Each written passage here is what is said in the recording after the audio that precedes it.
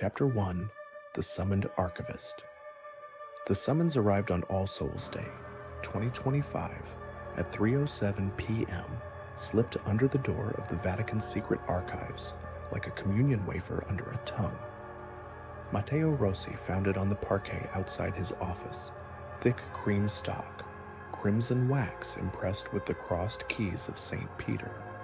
The seal still warm, no courier, no footstep, just the envelope and the faint smell of wet stone, as if it had come up from the catacombs instead of down from the apostolic palace. Inside, a single line in Cardinal Silvio's spidery Latin, Vault 13, tonight, alone, S. Matteo's pulse betrayed him before his mind did. Vault 13 did not appear on any public map of the Archivio Segreto Vaticano. It lived only in whispers among the prefects.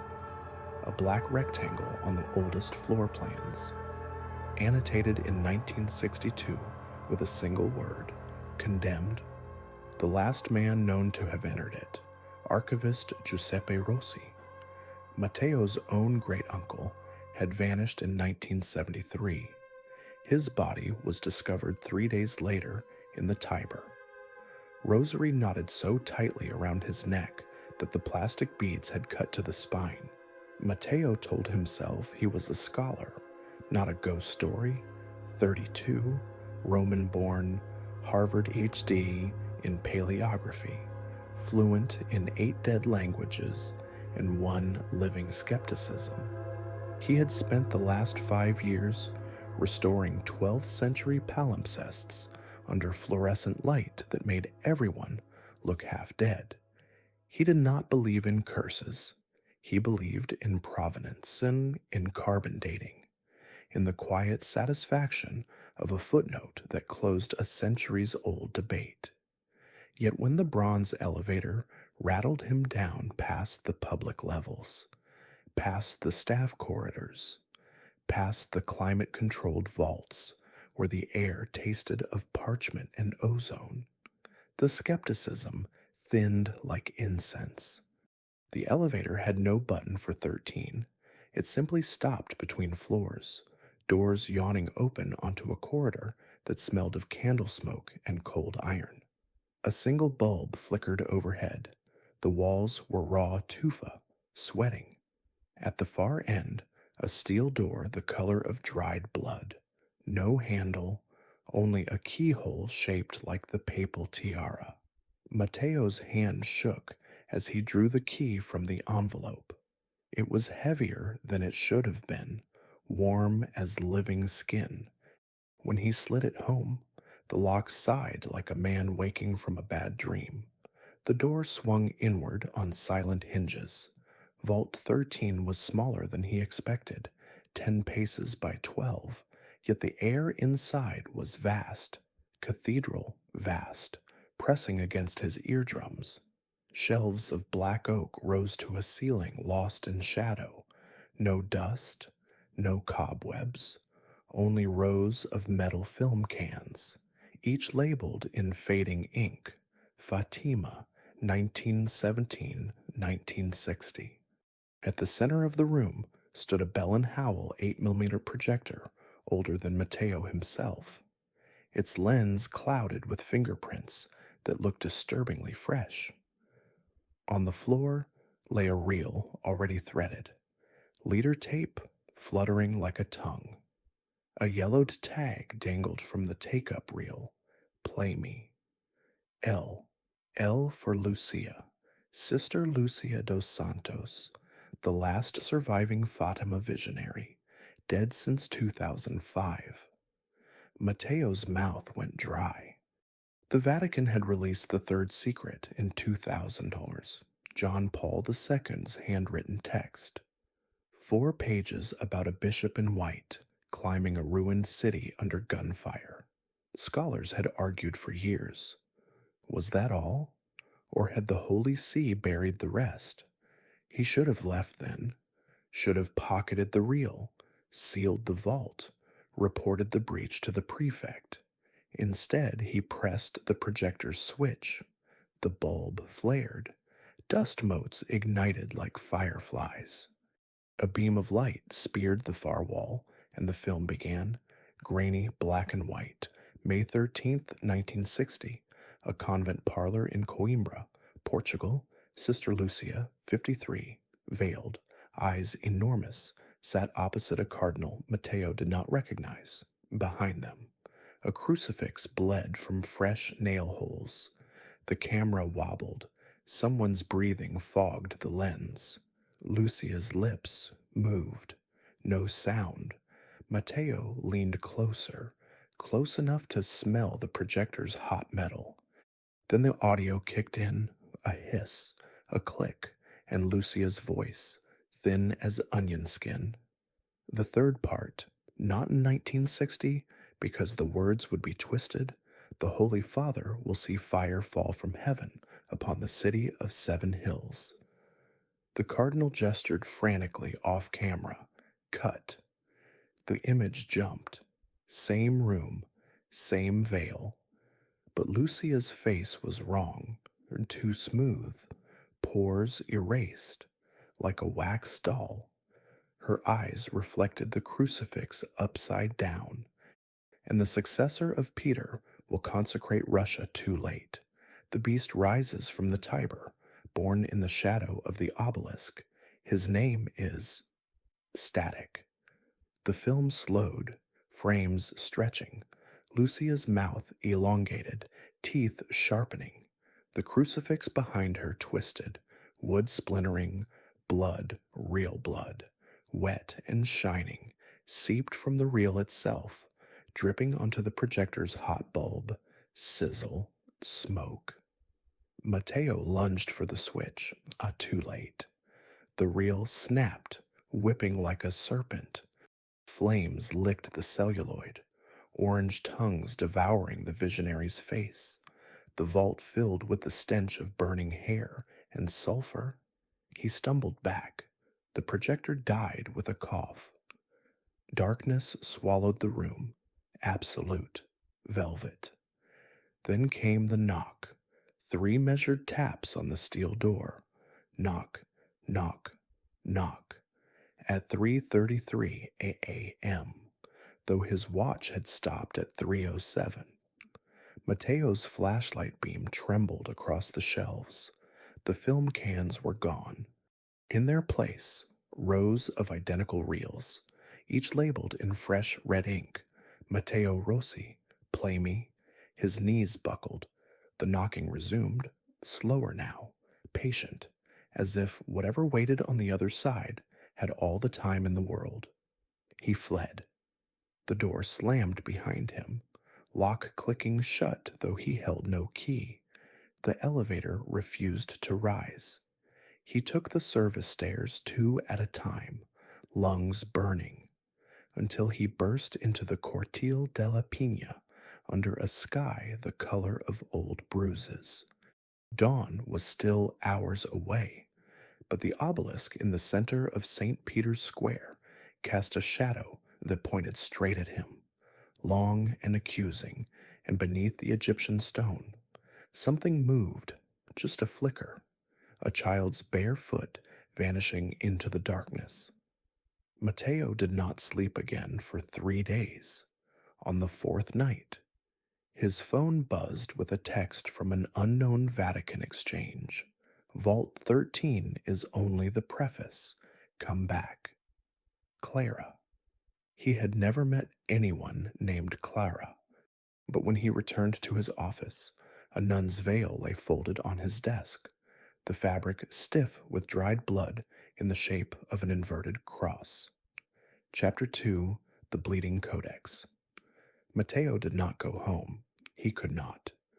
The veil on his desk smelled of myrrh and iron, and every time he blinked he saw the child's foot disappearing under the obelisk. Instead, he locked his office door, wedged a chair under the handle, and sat in the dark until the janitor's keys rattled at 5 a.m. Only then did he slip out, clutching the blood-stiff fabric like contraband. The note arrived at noon, delivered by a Swiss guard whose face was the color of wet parchment. Same crimson wax, same spidery Latin. Sister Clara Moretti awaits you in the Biblioteca Apostolica, Sala dei Manoscritti. Wartines of Vuro, bring the veil. S. Matteo had never heard of Sister Clara Moretti. A quick search in the staff directory yielded nothing. Yet the guard's eyes, flat, incurious, told him refusal was not an option. The Apostolic Library was closed to the public on Wednesdays, its marble corridors echoing like a mausoleum. Matteo's footsteps sounded too loud, too mortal. At the manuscript reading room, he found her waiting beneath a fresco of the Last Judgment. A small woman in a gray habit, veil pushed back to reveal cropped, iron gray hair and eyes the pale blue of glacier melt. She looked 50, or 500. You're late, she said in perfect Tuscan Italian, though her accent carried something older, Portuguese perhaps, or Aramaic. The Codex is bleeding again. She did not introduce herself. She simply turned and walked, expecting him to follow through a side door marked Riservato, down a spiral of worn travertine that smelled of candle smoke and wet earth. The air grew colder with every step, until Matteo's breath plumed white. At the bottom, another steel door, this one etched with the Chi-Rho symbol, the P crossed by an X like a wound. Clara produced a key from her sleeve, black iron, shaped like a serpent devouring its tail. The lock sighed open. Beyond lay a chamber no larger than a confessional, walls lined with lead-lined drawers. In the center, a lectern of blackened oak, and upon it a book the size of a tombstone, the Codex Gigas, not the famous Devil's Bible in Stockholm. That was a 13th century copy. This was the original, or something older.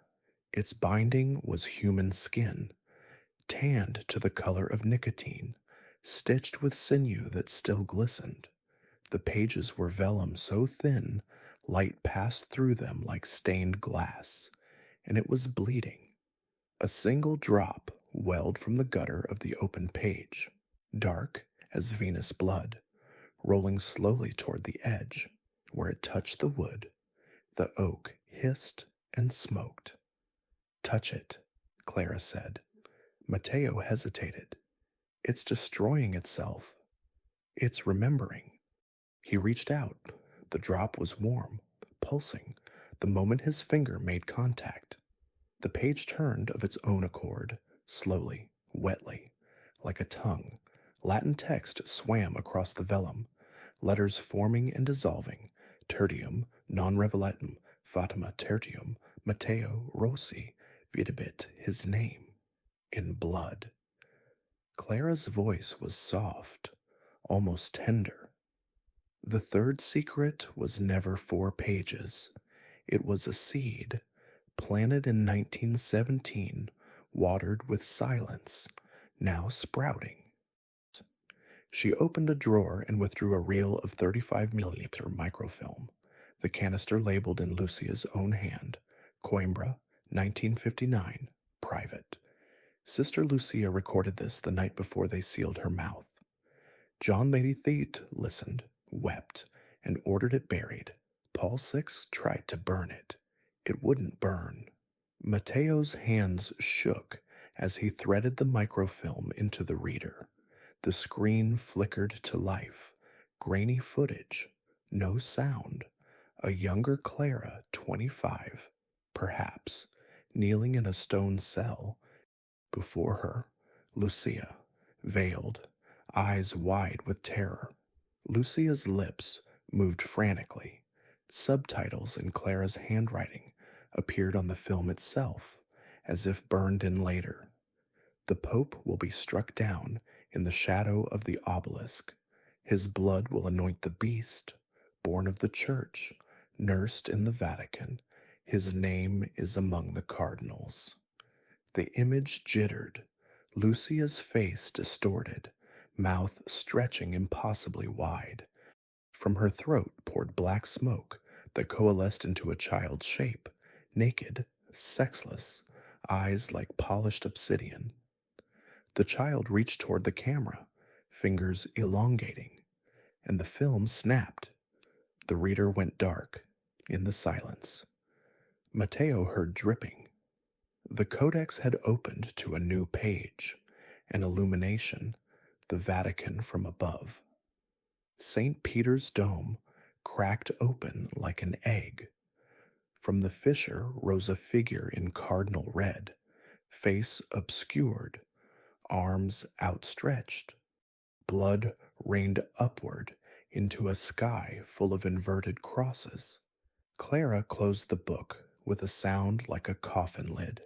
The bleeding stops when the secret is spoken, but speaking it kills the speaker. Your great uncle tried.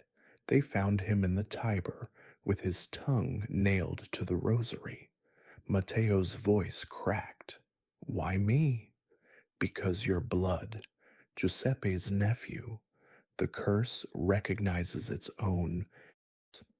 She led him deeper, past drawers labeled with dates 1917, 1930, 1960, 1981, each containing a single page torn from the Codex, each stained with a different cardinal's blood.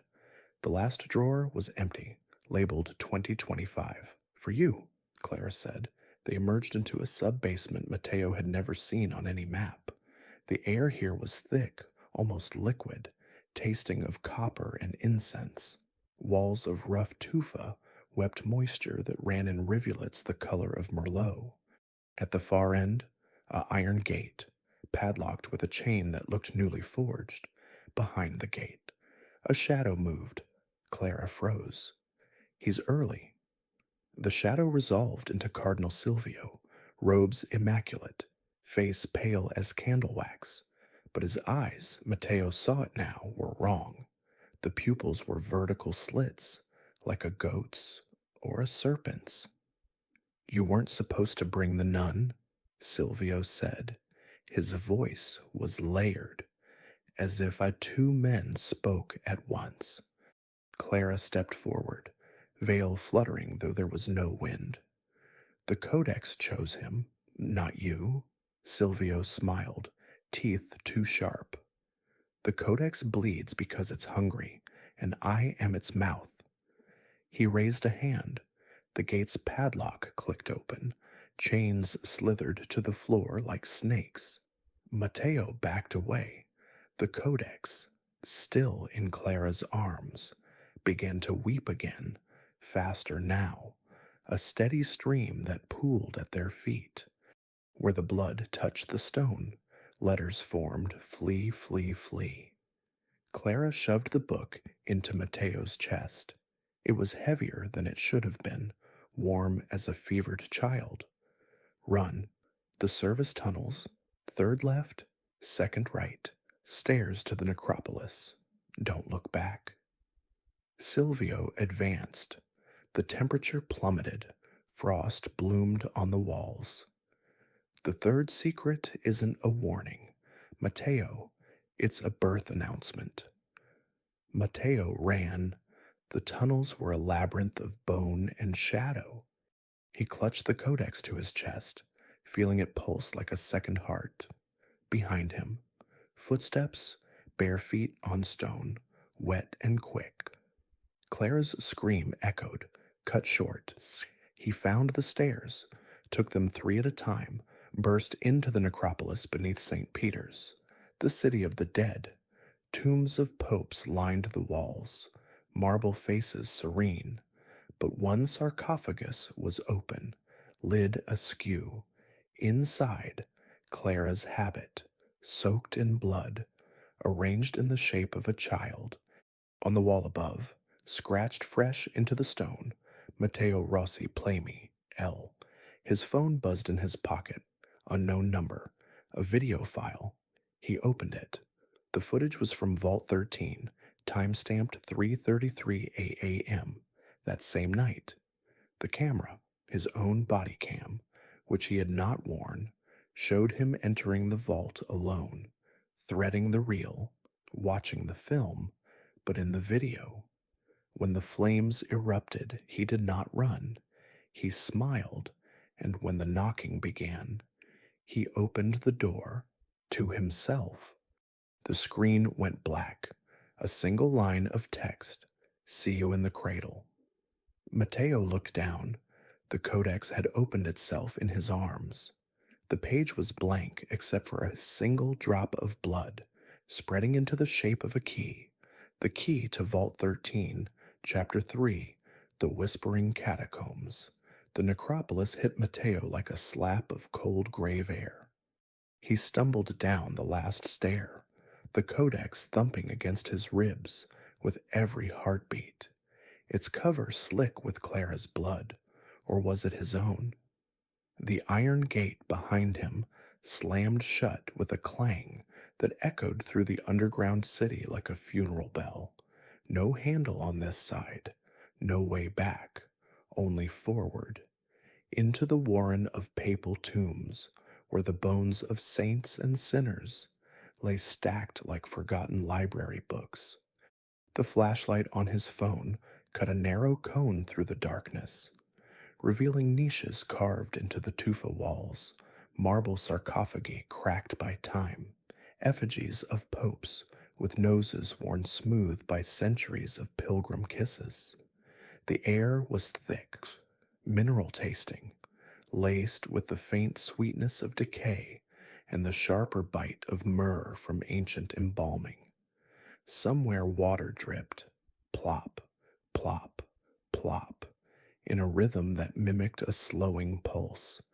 Matteo pressed on, boots crunching over fragments of bone that glittered like broken porcelain. The Codex weighed heavier with each step, as if it fed on the dead air. He tried not to think of Clara's scream, cut short like a record skipping, tried not to picture her habit in that open sarcophagus, arranged like a swaddled infant, but the image clung, sticky as cobweb. A whisper slithered from the left, soft, Latin, genderless, peccator, intrusus, sinner, intruder. He swung the light, nothing but shadows pooling in eye sockets of a stone pious knowing. The whisper came again, from the right this time, closer. Tertius, secretum, sanguis, third, secret, blood. Matteo's skin prickled. He had studied these catacombs, knew the layout from faded 19th century plans. The main path led to the Clementine Chapel, then up to the confessio beneath the high altar. But the whispers pulled him sideways, into a branch unmarked on any map, a narrow fissure where the walls closed like a throat. He should have ignored it, should have stuck to the known route, radioed security, waited for dawn, but the Codex pulsed warmer against his chest, almost guiding, and the whispers multiplied, dozens now, overlapping like a choir of the damned. Veni, vide, Fatima tertium. Come, see, Fatima third. The fissure opened into a chamber he had never read about in any Vatican inventory, circular, domed, the ceiling lost in blackness. In the center, a rough-hewn altar of volcanic stone, stained dark with what could only be centuries of blood. Around it, 7 small bundles wrapped in yellowed linen, each no larger than a child's torso. The air here was warmer, humid, carrying the copper tang of fresh slaughter. Matteo's light trembled over the bundles. One twitched. He froze. The linen unraveled of its own accord, threads snapping like dry tendons. Beneath, a mummified infant, skin parchment thin, eyes sewn shut with golden thread. A tag hung from its neck. Faded ink. Fatima, 1917, Teste number 3, witness number 3. The whispers swelled to a roar, bouncing off the dome. Oculi aperi, vide bestium. Eyes open, see the beast. The infant's sewn lids split. Black ichor oozed, and the eyes beneath were not eyes at all. Polished obsidian orbs reflecting Mateo's face distorted, mouth stretched in a silent scream. The other bundles stirred, linen peeling away like shed skin. 6 more children, all preserved in the same grotesque infancy. Tags reading Teste number 4 through Indigo 9. The missing witnesses, the ones history said had died of Spanish flu, or accidents, or simply vanished. One sat up, its mouth opened, jaw unhinging too far, and Clara's voice issued forth, raspy, broken. Mateo, they lied. The children saw too much. The lady warned, but the cardinals, they took the words, twisted them. The child's head rotated 180 degrees with a wet crack. Now it spoke in Lucia's voice, the one from the film. The third part is not the bishop in white. It is the cradle beneath the dome, the beast nursed on papal milk. Mateo backed away, heel striking something soft. He looked down, Clara's rosary, beads cracked, crucifix inverted and crusted with dried blood. The whispers coalesced into a single voice, Silvio's, oily and amused. Come deeper, Archivist, the catacombs remember. The altar split down the middle with a sound like bone snapping. From the fissure rose a pedestal of black marble, and upon it a glass reliquary containing a single page, parchment, edges charred. The true third secret, handwritten in Lucia's spidery script, ink faded to rust brown. Mateo approached, drawn despite himself. The glass was warm, fogging under his breath. He read, In the year of our Lord, 1963, beneath the basilica, a child shall be born of no woman, anointed in the blood of the innocents.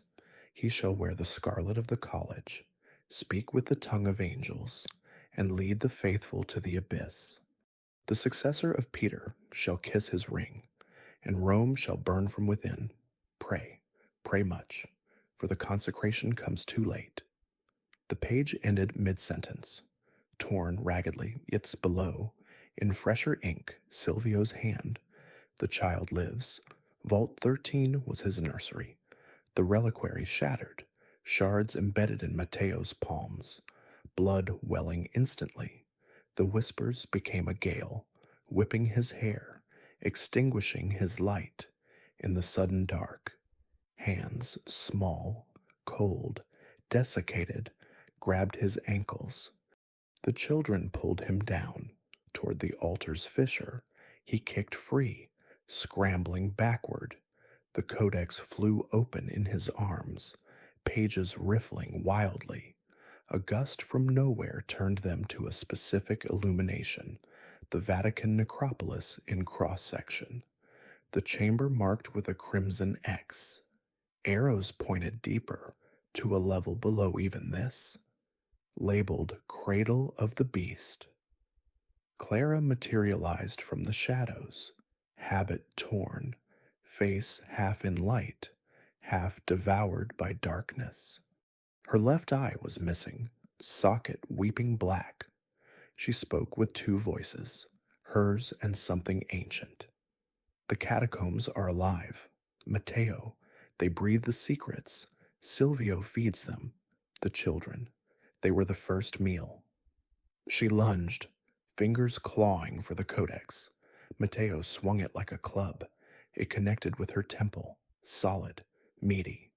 She crumpled, but as she fell, her skin sloughed away in strips, revealing beneath, not bone, but gleaming scarlet fabric, cardinal's robes, illusion, or possession. The real Clara's voice echoed faintly from the fissure.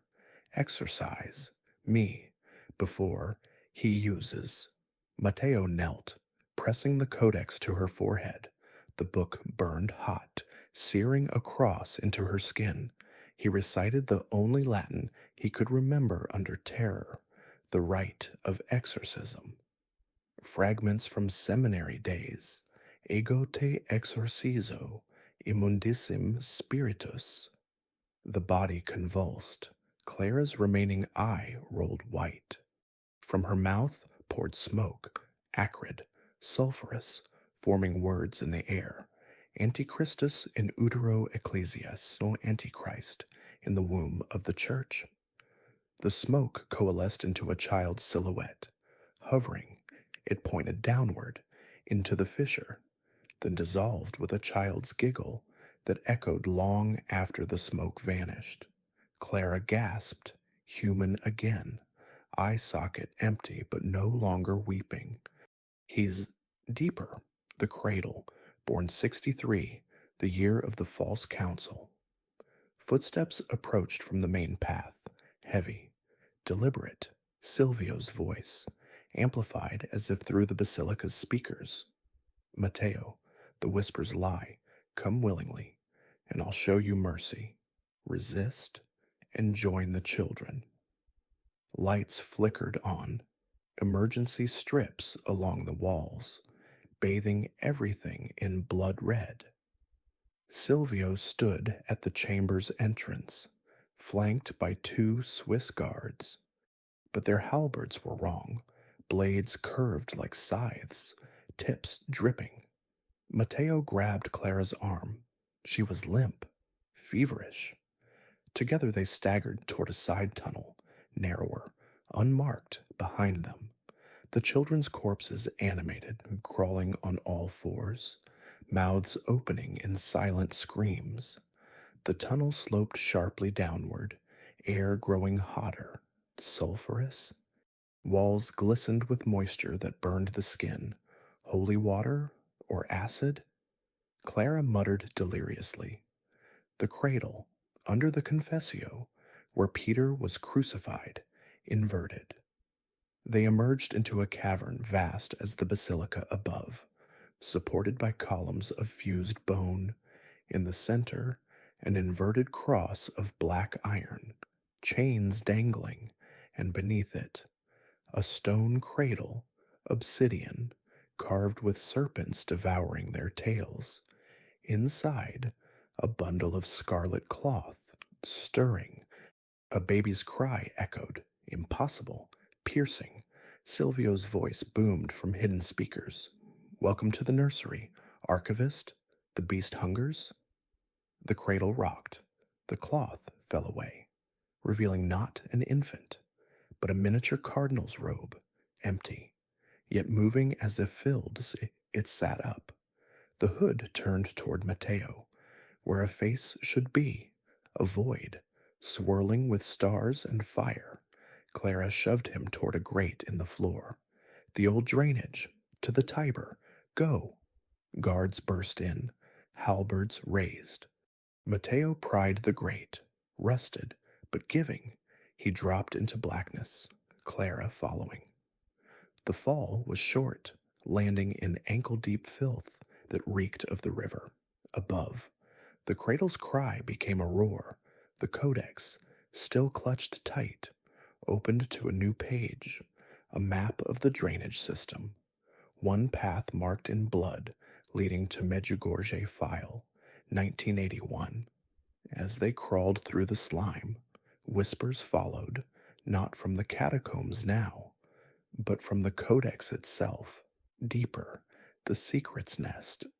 Clara, half-conscious. He's inside me, still exercise properly. Matteo looked back. Through the grate, he saw Silvio lift the empty robe. It filled out, taking shape. A child's hand emerged, waving. The grate slammed shut. Darkness swallowed them. But in the Codex's glow, faint, bloody, a single line appeared. The beast walks in cardinal red, and it knows your name. Chapter 4, The Possessed Visionary. the drainage tunnel that spat them out into the Tiber's midnight embrace, a rusted grate clanging shut behind like a jailer's final laugh. Matteo hauled Clara onto the muddy bank, her habit sodden and heavy as chainmail, the empty eye socket a dark accusation under the sodium glow of Rome's eternal street lamps, the Codex, miraculously dry, pulsed against his chest like a caged raven desperate for flight.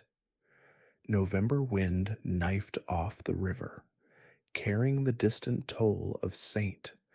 Peter's bells, 4 chimes. Though his watch insisted it was barely past midnight, time down there had warped, stretched like taffy in hell's own kitchen. Clara convulsed in his arms, body arching as if electrocuted. Foam, black, viscous, bubbled from her lips, spelling fleeting Latin on the gravel, Daemon intus, demon within. Her remaining eye fixed on him, pupil blown wide, reflecting the obelisk across the water like a needle piercing the city's heart. Exorcise, now, she rasped, voice cracking between hers and something guttural, ancient, Aramaic, perhaps, or the tongue of fallen angels.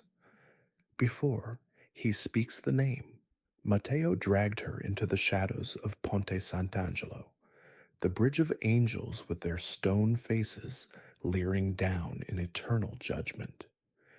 Bernini's statues seemed to shift in the periphery, wings twitching, swords lowering.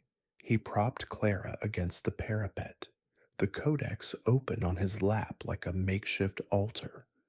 The pages had turned themselves again, to a section illuminated in crimson and gold, the rite of major exorcism, annotated in margins with Lucia's handwriting, urgentissimum, most urgent. He had never performed an exorcism, had mocked them in graduate seminars as medieval theater, but the words rose unbidden, fueled by terror and the book's unnatural heat, in nomine Patris, et Filii, et Spiritus Sancti, ego te exorcizo, immundissim spiritus.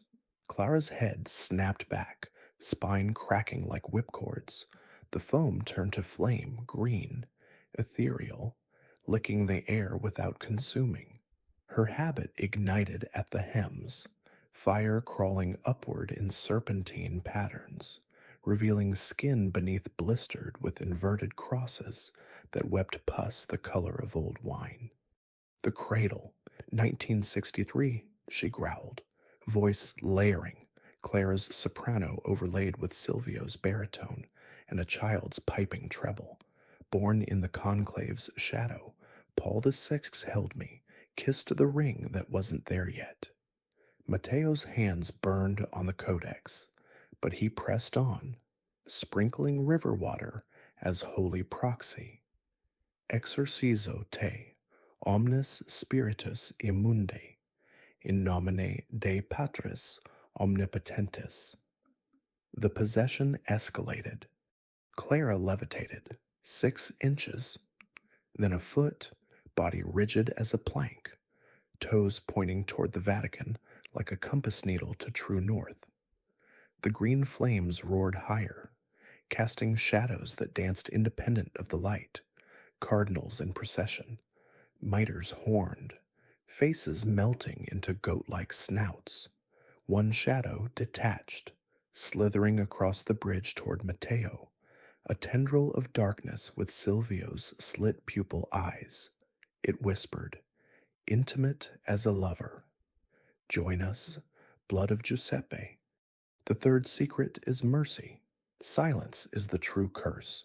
Matteo slashed the air with the Codex. The shadow recoiled, hissing. Clara's body spun midair, habit shredding to reveal tattoos beneath, glowing, moving, the Vatican coat of arms. But the keys were serpents, the tiara a crown of thorns dripping blood. Her mouth opened impossibly wide, jaw dislocating with a pop, and from the depths poured a torrent of relics, splintered bone, Peter's finger, a blackened host, a tiny silver ring etched with 1963. The ring rolled to Mateo's feet, warm, pulsing. He kicked it into the Tiber. It sank without a splash. But the water boiled where it entered, steam rising in the shape of a child's hand waving goodbye. Clara crashed down, flames extinguishing in a puff of sulfur. She gasped, human again, but changed, skin pale as parchment, veins black under the surface like ink in marble. He's deeper now, used me as bridge, the name, he almost said it. Mateo helped her up. The bridge was empty, but footprints, small, bare, wet, led from the river toward the city, vanishing at the edge of light. In the distance, St. Peter's dome loomed, a silhouette against the stars, but the cross atop it was bent, crooked like a question mark. They needed sanctuary. Mateo flagged a taxi, miraculously empty at this hour, and directed the driver to the Jesuit Curia on Borgo Santo Spirito, a stone's throw from the Vatican walls, but outside its direct grasp. The driver, an old Roman with a face like weathered leather, crossed himself at the sight of Clara's ruined habit, but said nothing. Romans knew when to keep silent about the Holy See's shadows. The Curia guest house was dark, but Father Elias, a grizzled exorcist Mateo had consulted once on a 16th century grimoire, answered the door in pajamas, eyes sharpening at the blood and burns. Dio mio, the archives? Vault 13, Mateo whispered. And worse? Elias ushered them into a Spartan room, crucifix on the wall, holy water font, a leather-bound Rituale Romanum open to the exorcism rite. Clara collapsed onto the narrow bed, muttering in tongues. Elias examined her socket, clean, no infection, but the eyelid fluttered as if something peered out from within. The demon clings, Elias said, voice gravel. Partial expulsion. It needs the full rite. Bell, book, candle, and a relic of power, the Codex. Mateo placed it on the bedside table. It opened itself, pages fanning to a new illumination, Clara suspended in green fire, Mateo chanting, and in the background, Silvio, fully transformed, skin splitting to reveal scales, horns curling from his mitre. Elias paled. That's Cardinal Prefect Silvio. Impossible. Not anymore. They began at once. Elias donned stole and surplice, ringing a small handbell that pealed with unnatural clarity. Mateo read the responses, voice steadier now, fueled by adrenaline and the book's insistent heat. Clara was bound with blessed cords, gently but firm. Adjurote, serpens antique. The room temperature plummeted. Frost etched the windows and papal keys. Clara's body bowed again, levitating higher this time, 3 feet, head nearly brushing the ceiling. Her voice boomed, triple layered. You dare? I was there when Peter denied thrice. I whispered in Paul's ear on the road to Damascus. The church is mine. Elias splashed holy water. It sizzled on her skin, raising welts that formed words. Legio sumus, we are legion. From Clara's mouth erupted a swarm, not insects, but shadows, miniature cardinals, popes, even a tiny John Paul II, faces contorted in agony. They buzzed around the room, knocking over the candle, plunging them into darkness lit only by the Codex's eerie glow. Mateo grabbed the book, thrusting it forward like a shield. In nomine Jesu Christi, recede. The shadows screamed, a chorus of damned pontiffs, and funneled back into Clara's throat. She vomited fire, literal flames, blue-white, scorching the ceiling black. Elias chanted faster, bell ringing wildly. The climax came sudden. Clara's body slammed down, cords snapping. She sat bolt upright, eye wide, and spoke in Silvio's voice alone. The beast's name is Alessandro, born June 28th of 1963, conclave night, Montini, Paul 66, cut the cord with the fisherman's ring. He grows in the apostolic palace, waits for the white smoke. You cannot stop. Elias thrust the crucifix into her mouth. Exi, immund. A final convulsion, black bile spewed, pooling on the floor and forming a perfect map of Vatican City. St. Peter's, marked with a bloody X. The bile ignited, burning away to ash that spelled, "Cradle awakes." Clara slumped, unconscious, but breathing steady. The demon was gone, or deeper, hidden. Elias crossed himself. She's free, for now. But the name, Alessandro, there is a Cardinal Alessandro Ricci, young, rising star, Prefect Silvio's protege. Matteo stared at the ash map. The X pulsed faintly, as if alive. His phone buzzed.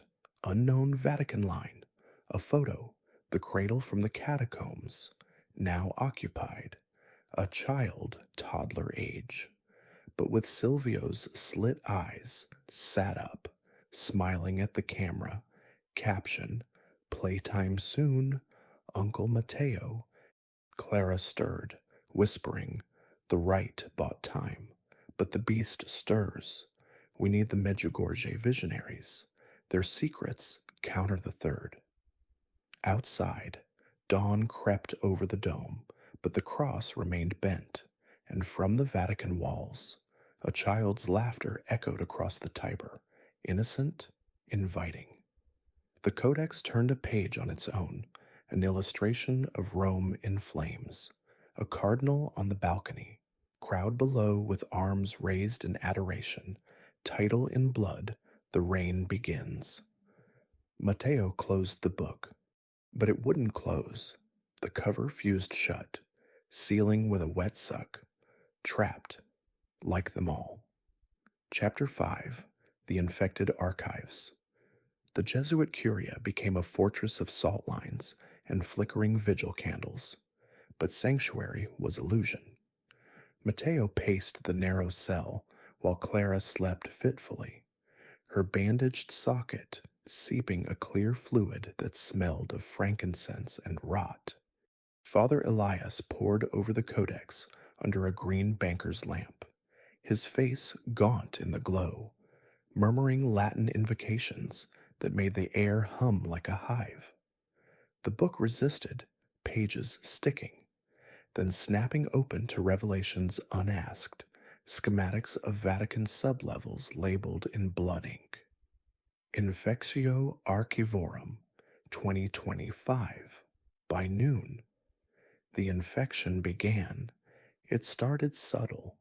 Matteo's phone, charging on the windowsill, buzzed with a Vatican intranet alert, his own staff account.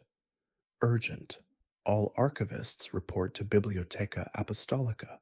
Contamination protocol. He hadn't logged in since fleeing. Elias checked the Curia's secure terminal, the same message broadcast to every Vatican employee email. Time-stamped 3:33 a.m., the hour of the vault. They risked the drive. Rome's traffic was a snarl of tourists and Vespas, but the Vatican gates parted for Elias's Jesuit pass, like the Red Sea for Moses. The Bibliotheca Apostolica loomed, its Renaissance facade serene under winter sun, but inside, chaos sanctified. Scholars clustered in the Sala Consulta, faces pale, whispering, books lay open on tables, pages turning themselves in lazy spirals. A 15th century Bible, on display in a glass case, had bled through the vitrine.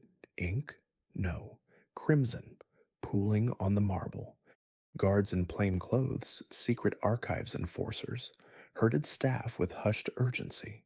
One archivist, old Dr. Lombardi, rocked in a corner, muttering Revelation 13, and the beast which I saw was like unto a leopard.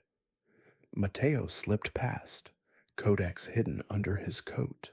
The infection pulsed from the heart of the library, the Sala dei Manoscritti, where Clara had first shown him the bleeding Codex.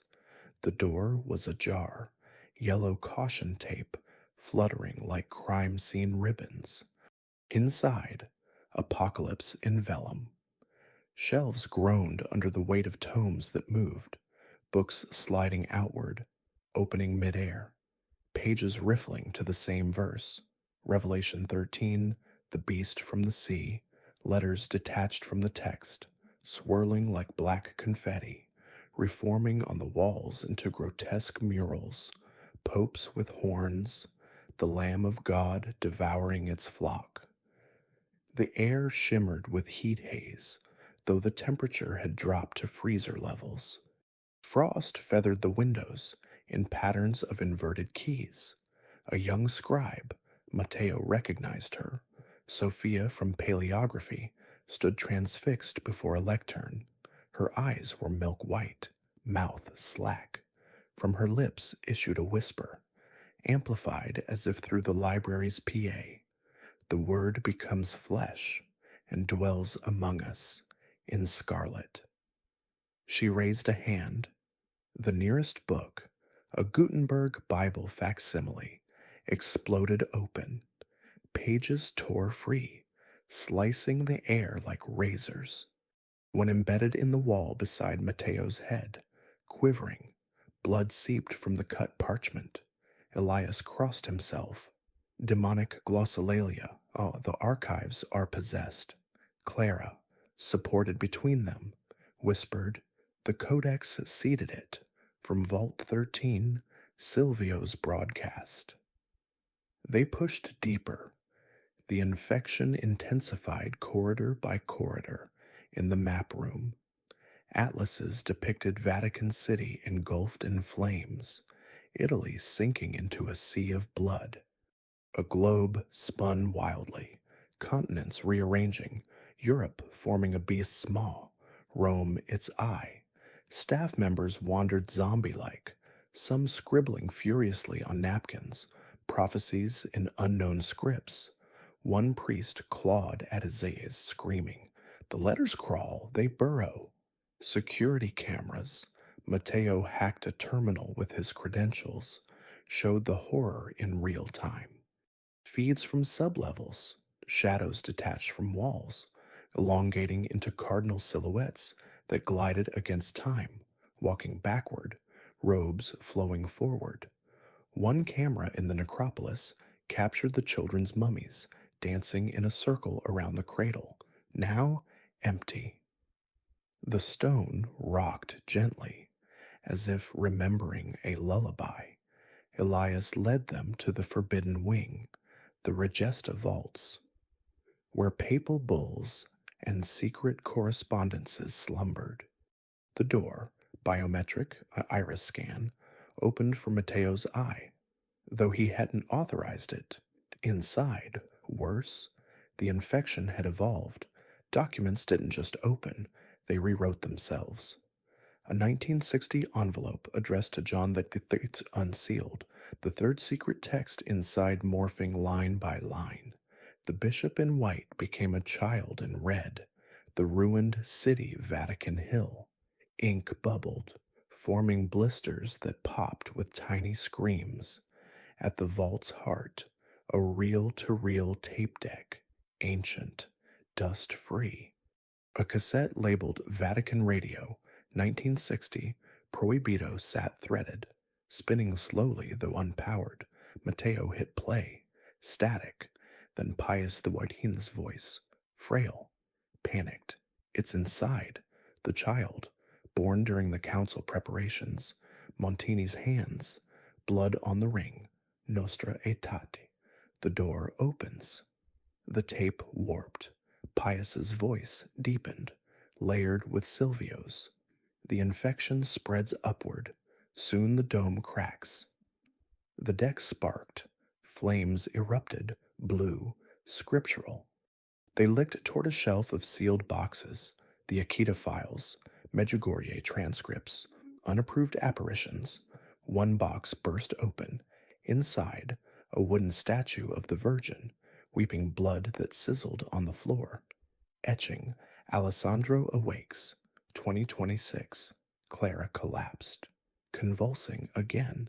The partial exorcism unraveled. Her skin split along the blistered crosses, revealing beneath not flesh, but parchment, pages of the Codex, embedded, words crawling like lice. He's rewriting me from inside.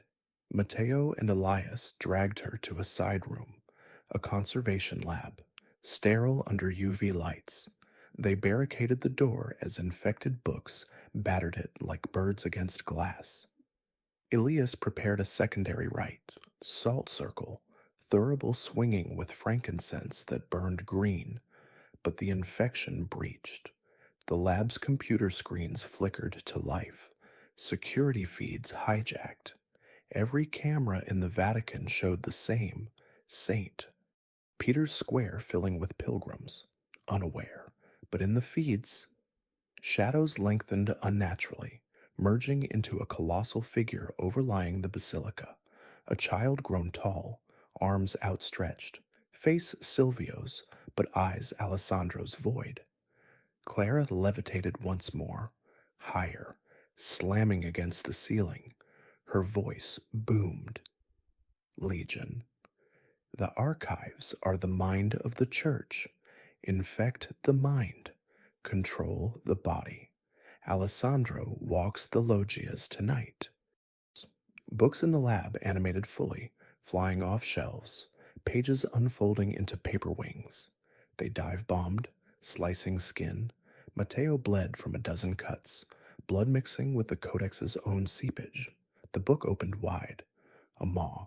Counter, Medjugorje's secret. 7. The sign on the hill. Elias thrust a relic, a splinter from the true cross, into Clara's hand. Burn, scream.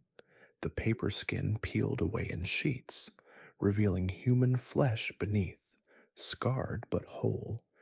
The demon fled in a whirlwind of ash, coalescing into a single word on the wall. Soon, Clara dropped, gasping. The infection, it's a signal, calling him forth. We need the visionaries. Their secrets are the antivirus. Alarms blared. Vatican sirens, evacuation, through the barricade, pounding feet, guards, or worse. Matteo smashed a window overlooking the Belvedere courtyard. They climbed out, dropping to the gardens below, but as they fled toward the gates, Matteo glanced back. The library's windows glowed from within, not fire, but words, millions of letters swarming the glass. Forming a face, Alessandro's, smiling down. His phone vibrated. A new file, live feed from the Apostolic Palace.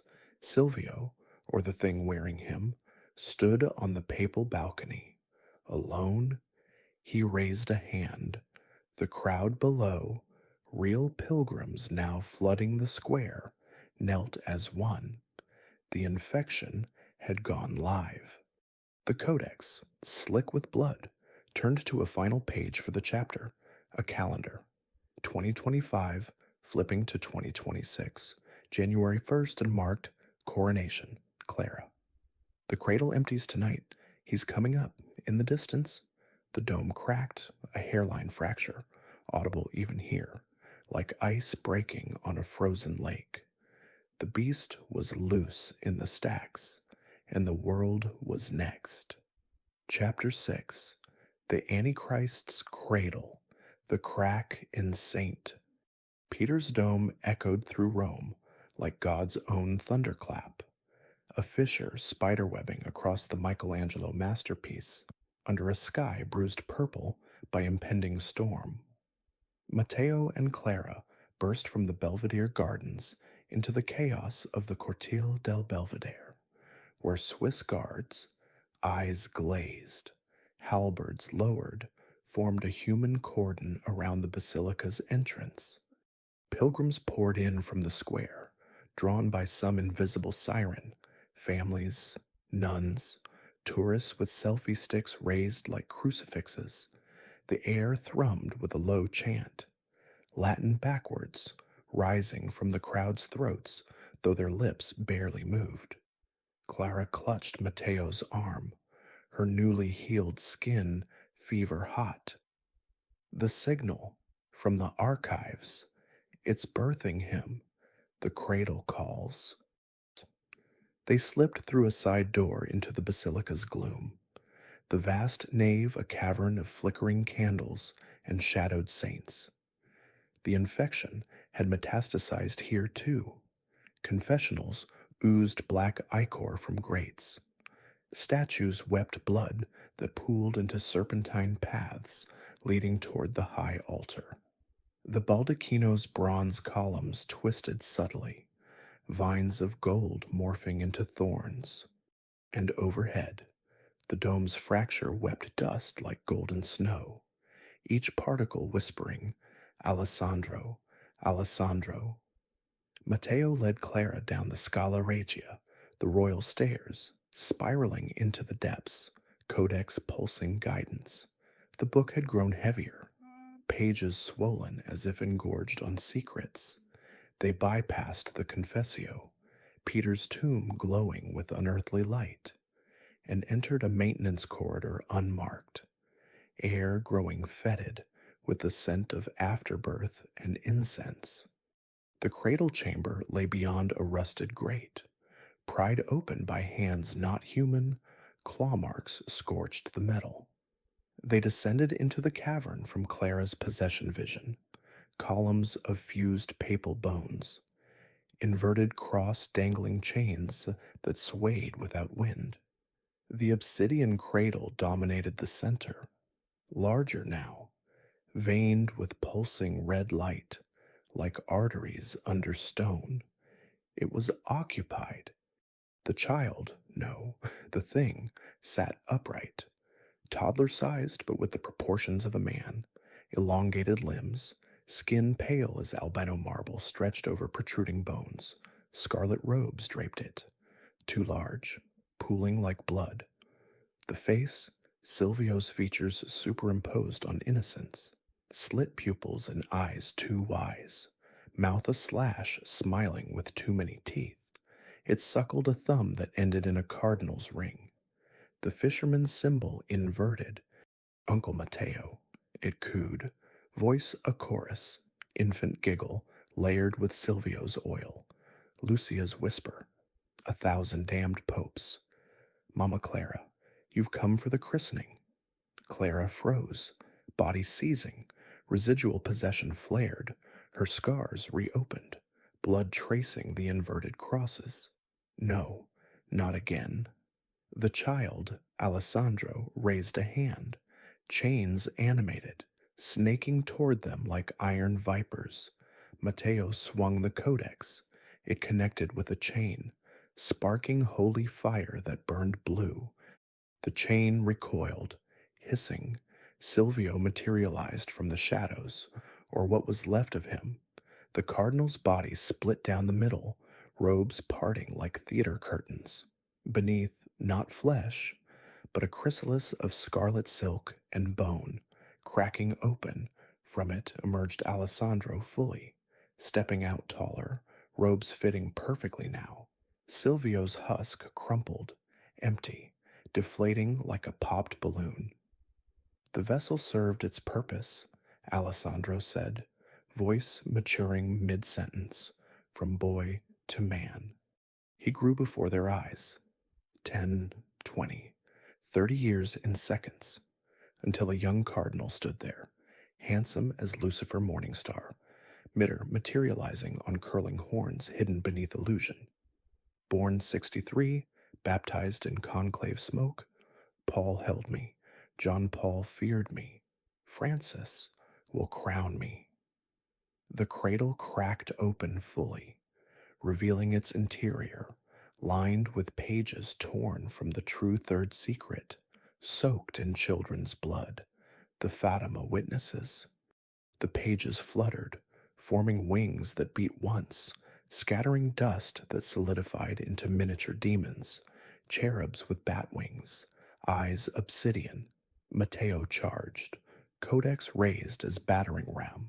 In Jesu nomine, Alessandro laughed, a sound that shook the cavern. Bones in the columns rattled.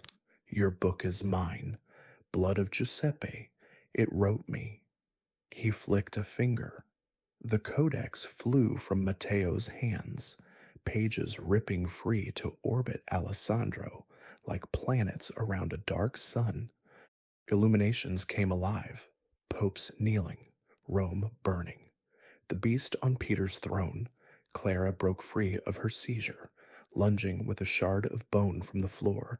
Peter's, perhaps. She stabbed at Alessandro's thigh. The blade sank deep, black ichor sprayed, sizzling on the stone. Alessandro roared, backhanding her across the chamber. She hit a column, bones cracking, but smiled through bloodied teeth. The lady at Medjugorje said you'd bleed. Alessandro healed instantly, wound knitting with threads of gold. Medjugorje? Those peasants see shadows. I am the light. He advanced on Matteo, growing taller still, 8 feet, 10, horns fully manifest, mitre a crown of fire, chains lashed out, wrapping Matteo's wrists, hoisting him aloft. Pain lanced as the iron burned brands, the papal keys, inverted. Tell me, Archivist, Alessandro whispered, face inches away, breath sulfur and myrrh. Do you feel the consecration? Russia laughs while Rome kneels. Visions assaulted Matteo, Russia invading Europe, tanks rolling under red banners, China swallowing Asia, America fractured in civil holy war. All roads led to Vatican Hill, Alessandro on the throne, world leaders kissing his ring. But the Codex, or what remained, hovered near. A single page detaching, floating to Matteo's bound hand. It was the counter-secret, Medjugorje's 7th, scrawled in visionary blood. The sign on the hill endures forever. The beast falls when the cradle shatters with Peter's key. The key from Vault 13. Matteo strained, remembering the warm key from the envelope, still in his pocket. He twisted, chains cutting to bone, and jammed it into the nearest link. Click. Holy fire erupted, chains exploding in sanctified shards that pierced Alessandro's illusion. The beast shrieked, form flickering, child, cardinal, monster. Clara crawled forward, grabbing a chain fragment, stabbing upward into the cradle's base. Obsidian cracked, spilling amniotic fluid black as oil, stench of aborted souls. Alessandro lunged, claws raking Matteo's chest, tearing flesh. Blood sprayed the codex remnants. Pages absorbed it, reforming whole in Matteo's freed hands. Power surged, the book alive, empowered by sacrifice. Exi, Matteo bellowed, thrusting the codex into Alessandro's chest. It embedded like a stake, pages burrowing into illusory flesh. The beast convulsed, growing monstrous, wings of shadow, tail lashing, horns branching into antlers of fire. The cavern quaked, columns crumbling, bones raining. Clara shoved the Peter's bone shard into the cradle's heart crack. Explosion of light, white, blinding. Alessandro howled, not yet. The coronation. His form imploded, sucked back into the cradle. The obsidian sealed with a wet suck, but not before a final whisper. Wounds heal. I wait in the college, one vote away. The chamber stilled, cradle inert, cracked but holding. Codex back in Mateo's hands, cover scarred but intact. Clara slumped, ribs broken but alive. The beast banished for now, but Silvio's body, empty vessel, someone will fill it. Above, the dome's crack sealed with a groan, as if the basilica exhaled relief. But in the square, chants rose. Alessandro, Alessandro. They climbed out through rubble, emerging into twilight. The crowd knelt before the balcony. A figure emerged, not Silvio, but Cardinal Alessandro Ricci, young, charismatic, waving benediction, illusion perfect. The real beast waited within.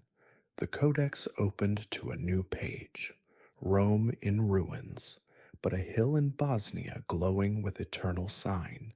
Title, Medjugorje, the final counter. Clara. We go there. The visionaries hold the shatter key, but as they fled into the Roman night, Matteo felt it, a warmth in his chest wound. The beast's claw had left a seed. Black veins spidered under his skin. The cradle was shattered, but another grew within,